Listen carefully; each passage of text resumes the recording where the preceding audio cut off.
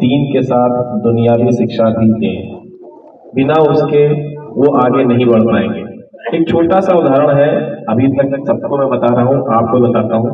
यहाँ से जो बच्चे भी सेलमपुर जाते हैं उनको 10 से 12 हजार रुपये मिलते हैं। क्यों? क्योंकि वो पढ़े लिखे नहीं। यदि वो पढ़े लिखे होंगे तो उनको इसका ठीक दुगना पैसा मिलेगा और कम मेहनत में। अभी वो क्या करते हैं, दर्जी का काम सीखते हैं, सिलाई का काम सीखते हैं, तब वो वहां कुर्सी पर बैठ करके एसी में 25,000 रुपये 30,000 रुपये, और करना क्या है, सिर्फ आपको अपनी निगरानी में उनको पढ़ाना है, उनको मोबाइल से दूर रखना है, सिर्फ और सिर्फ उनका ध्यान पढ़ाई की तरफ लगाना है। आप एक एक रोटी सब्जी से ना खाइए, चटनी से खा लीजिए। 2 वक्त रोटी नहीं मिल रही है, कोई बात नहीं, 1 वक्त की रोटी देखिए, लेकिन उनको पढ़ाइए। आपके सामने 2 बच्चे हैं, इनके पिताजी ये हैं, ये बड़े खुशनसीब हैं कि इनके दोनों बच्चे बड़े टैलेंटेड हैं। हम सबको बड़ा अच्छा लगा कि इनके बच्चे बहुत काबिल हैं। मुझे उम्मीद है कि इस चीज को ये समझेंगे और अपने बच्चों को, चाहे खुद भी भूखे रह जाए, चाहे कपड़े कम पहने, चाहे अपने शौक कम करें, चाहे मोबाइल का रिचार्ज कम करें, लेकिन बच्चों को स्कूल जरूर भेजें। आपको पता है कि आपके बच्चों ने क्या किया है? नहीं पता। आप सोचिए, मैं एम्बैरेस नहीं करूंगा अनस भाई आपको और ना ही आपकी बिटिया को। इतने अच्छे स्कूल में पढ़ने के बाद उसकी इतनी हिम्मत नहीं हो रही है कि वो यहाँ खड़ी होकर बात करे। वो तो शर्म से अभी छोटी है, लेकिन इन बच्चों ने एक मिसाल पैदा की। आपके पिता होने पर फख्र है, आपको भी होना चाहिए। इस मोहल्ले में आपको फख्र होना चाहिए। अभी से आपका नाम रोशन होना शुरू हो गया है। इंशाअल्लाह भगवान जो भी कहिए, आपको एक नियायत, मतलब आपको एक भगवान ने बहुत अच्छा उपहार भेजा है इन बच्चों के रूप में। कैसे संभालेंगे ये आप पे डिपेंड है। ऐसे ही सारे बहुत सारे लोग। मैं आपके मोहल्ले में वार्ड नंबर 12 में इसलिए आया हूँ, इस हैसियत से नहीं कि मैं चौकी इंचार्ज हूँ, एक इस हैसियत से कि आप लोग एक रास्ता और अपना लें। आपके पास एक रास्ता है, एक रास्ता और अपनाएं कि अपनी इस दीन की दुनिया के अलावा दुनियावी शिक्षा भी लें, अपने आप को आगे बढ़ाएं। इस गोपामऊ में का नाम उत्तर प्रदेश में, फिर भारत में और फिर वर्ल्ड में चमके, यही मेरी आप लोगों से गुजारिश है। और आप सब जितने बुजुर्ग हैं, ये सबसे ज्यादा जिम्मेदारी आपकी है कि अपने उस छोटे अंधकार को निकल के बड़े संसार की तरफ देखें। दुनिया सिर्फ गोपामऊ तक नहीं है, दुनिया आपके हज जहां जाते हैं वहां तक नहीं है। आप जानते हैं कि वहां भी पढ़ाई का बहुत बड़ा जरूरत पड़ती है। आप सबको हज जाते हैं, आपका टिकट बनता है, अगर आपको जानकारी ही नहीं है तो आप जाएंगे कैसे? किसी न किसी सहारे की जरूरत पड़ती है। आपकी तो कट गई, लेकिन अभी बच्चों की ऐसे मत कटने दीजिए। 2 रोटी कम खाइए। बहुत सारे लोग और चीजों के आदी होंगे, उनको कम करिए, मसाले कम खाइए, सिगरेट कम पीजिए, है ना, लेकिन इन बच्चों को पढ़ाइए। हाथ जोड़ के रिक्वेस्ट है आप सब लोगों से, यही आप लोगों के बच्चे जब पढ़ के आगे बढ़ जाएंगे, आप लोगों को सारी सहूलियतें देंगे, तो आपका ये पुराना दर्द जो है वो मिट जाएगा। बाकी अनस भाई, Today I represent few words about education. Education is the very important thing of our life. Education can change our life. Thank you. बहुत अच्छा।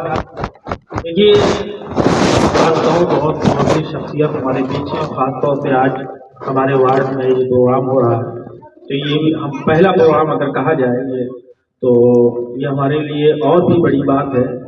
और सबसे बड़ी बात यह है कि चौकी इंचार्ज साहब जैसी शख्सियत श्री प्रेम भागत जी का बेपनाह शुक्रगुजार हूँ कि उन्होंने ये मुहिम चलाई कि कस्बे में तालीम का, शिक्षा का मियार बढ़ाना है और उसको और ऊपर ले जाना है।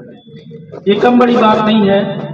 सबसे अहम बात यह है कि ये सारी चीज़ें कुरान और हदीस से साबित है, चाहे आप शरई एतबार से देख लें कि कहते हैं असल बली वो है जो दीन और दुनिया दोनों को लेकर चले। इस मामले में सिर्फ आप दीन पर चल रहे हैं ऐसा हुक्म नहीं है कि आप सिर्फ नमाजी पढ़ रहे हो, आपको घर बच्चों किसी चीज की फिक्र नहीं है। इसमें आपको आपकी पकड़ है अल्लाह ताला क्या है, ये सारे लोग जानते हैं।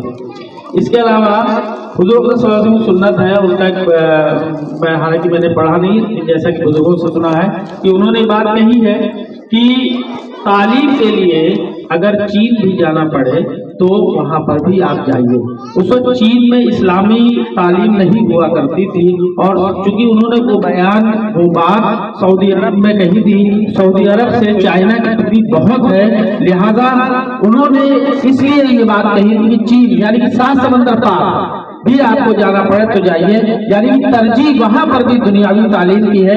लिहाजा हम सब इसलिए आपके दरमियान आए हैं कि जरूरी नहीं कि आप मैं ये मत समझिएगा कि कायनात की कैंपेन के लिए आए। कभी भी लोग सोचते हैं कि साहब ये लोग तो कायनात के लिए जुट पड़े, अभी से ऐसा कुछ नहीं है। आप किसी भी स्कूल में पढ़ाइए, किसी भी इदारे में पढ़ाइए, अपने बच्चों को तालीम जरूर करवाइए, चाहे वो कस्बे का कोई भी हो, चाहे वो आपके पड़ोस का SDM है, कायनात है, एजुकेशन है और आदर्श है, कोई भी तो प्राइमरी स्कूल है, जूनियर स्कूल है, किसी में भी आप पढ़ाइए, लेकिन होना ये चाहिए 100% लिटरेसी होना चाहिए कस्बे।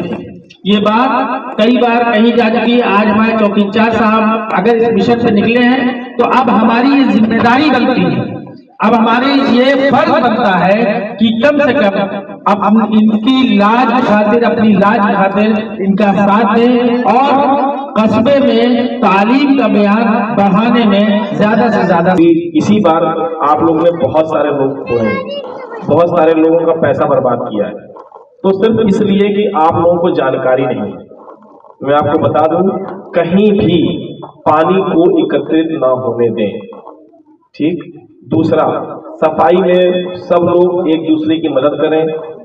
समय से पहले जो गाड़ी आती है, गाड़ी का मैं कोशिश करूंगा वली साहब से भी बात करके कि गाड़ी आए तो एक हूटर टाइप का उसका भी लग जाए, ताकि आप लोग पहले से तैयार रहें।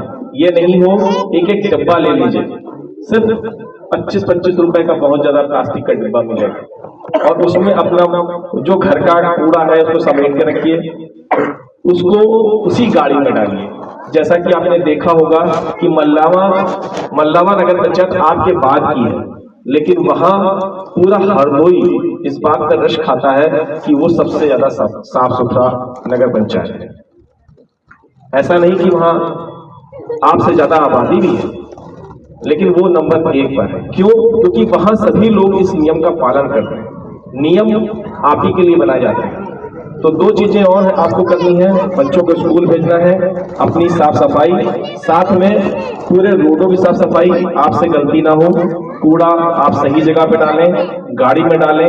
ये अभी से आप अपने दिमाग में बैठाना शुरू कर दीजिए। इसको होते होते भी आपको 1 महीना लग जाए अपनी आदत बनाते बनाते। और मैं मुसलसल आप लोगों के बीच में इसी तरह से आता रहूंगा, रोज आके दरवाजा खटकाऊंगा, कभी रात में कभी दिन में, किसी ना किसी तरीके से मैं आपके पास जरूर आऊंगा। मैं नहीं आऊंगा, मेरे जितने ग्रुप के मेंबर हैं कोई ना कोई आपके दरवाजे पे आके खटकाए।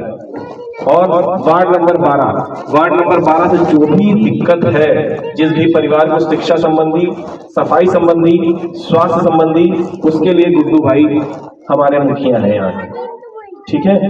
उम्मीद है आप लोग समझेंगे और हमें निभाएंगे।